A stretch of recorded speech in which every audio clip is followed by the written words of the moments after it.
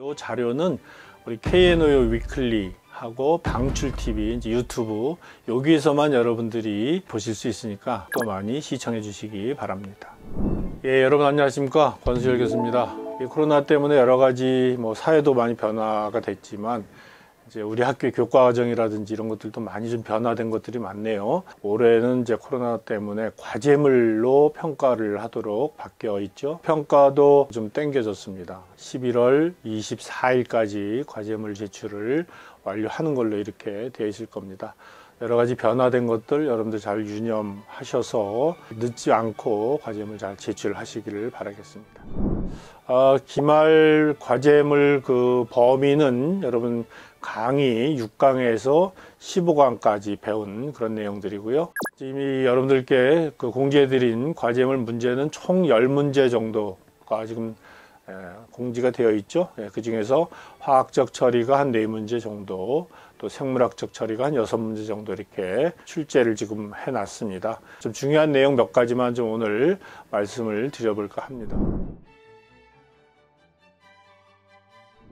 자, 우선 생물학적인 처리 한 6문제 정도 된다라고 말씀을 드렸는데, 첫 번째 문제는 글루코즈를 전자 공여체로 하고 질산성 질소를 전자 수용체로 하는 탈질 반응이 일어났을 때 과연 어느 정도의 에너지가 생산되는지를 여러분들이 한번 풀어보시라는 그런 문제가 되겠습니다.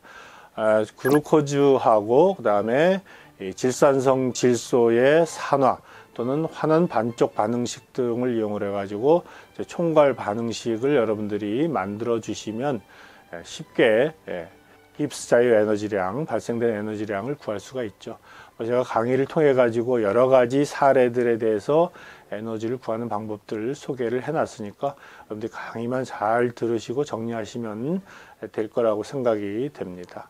자, 두 번째는 이제 미생물 생산량에 관련된 문제이죠. 그래서 이번 문제에서는 글루코즈를 전자공여체로 또 산소를 전자수용체로 하는 호기성 분해에 의해서 미생물들이 얼마나 생성될까 하는 그런 문제가 되겠습니다. 이것 역시 두 물질에 대한 이화작용, 그 다음에 동화작용에 여러분 총괄 반응식을 여러분들이 만드셔서 반응식이 완성이 되면 그 반응식을 이용해서 합성량을 구하면 되는데, 반응식을 완성하는 건 여러분들 아마 강의 9강쯤에 소개가 돼 있을 겁니다. 그래서 총괄 반응식 만드는 것도 여러분들 이해를 해주시고, 이번 문제에서는 제가 총괄 반응식을 드렸어요. 그래서 그 반응식을 이용을 해서 미생물량이 얼마나, 글루코즈 소비량, 글루코즈 양에 따라서 미생물이 얼마나 합성되는지를 단순하게 계산을 해주시면 되는데, 하나 조심해야 될 거는 글루코즈 양, 글루코즈 제거당 미생물량이 아니라 문제는 COD 제거당 미생물량이 얼마냐 하는 문제입니다. 따라서 그 반응식에서 글루코즈량을 COD로 환산한 다음에 여러분들이 미생물량을 추정을 해주셔야 된다는 것, 이 정도만 주의를 해주시면 될 것 같아요. 가장 일반적인, 가장 대표적인 생물학 처리인 활성스러지법의 설계인자들, FMB라든지 SRT라든지 HRT, 이런 설계인자들의 변화에 따라서 운영인자들, 미생물의 성장 특성이나 심전성이나 제거 효율이나 슬러지 생산량, 산소 요구량, 이런 것들이 어떻게 변화되는지 하는 문제도 제가 출제를 드렸고요. 그 다음에 또 생물학 처리에서는 슬러지 침전성도 굉장히 중요하죠. 그래서 슬러지 벌킹이라든지 또 슬러지의 부상에 관련된 문제도 정리를 좀 해주시고요. 그 다음에 이제 부착 성장 미생물을 활용한 대표적인 생물 처리 공정인 살수여상법, 그 다음에 회전 원판법, RBC 공정이죠. 이 회전 원판법 공정의 기본 개념들, 장단점, 이런 것들도 여러분들이 정리를 해주시면 될 것 같아요. 그 다음에 이제 생물학적인 마지막으로는 요즘에 제일 그 핫 이슈가 되는 질소나 인을 처리해주는 고도 처리 공정들입니다. 여러 가지 기본 개념들, 또 여러 가지 공정의 종류는 제가 강의를 통해서 말씀을 드렸는데, 그 중에 이제 가장 대표적인 A2O 공정에 대해서 개념도도 좀 그려보시고, 여러 가지 이제 반응조들, 여러 가지 미생물들을 활용하고 있는데, 그런 미생물들 반응조 역할들도 좀 자세하게 설명을 해주시면 좋겠습니다. 예, 그 다음에 이제 나머지들은 이제 뭐 주로 이제 화학적인 처리 공정입니다. 화학적 처리하면 가장 대표적인 게 역시 응집 침전 공정이죠. 그래서 응집배의 기본적인 특성 등을 조금 정리를 좀 해보시라 그랬고, 또 활성탄 공정, 고도 처리 공정으로 좀 많이 사용이 됩니다.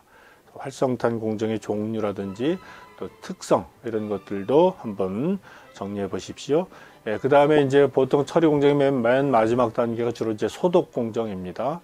소독에서도 이제 소독 공정을 많이 쓰게 되는데, 실제 염소 주입량을 우리가 알기 위해서 기본적으로 알아야 될 것이 이제 파과점 염소 주입이죠. 예.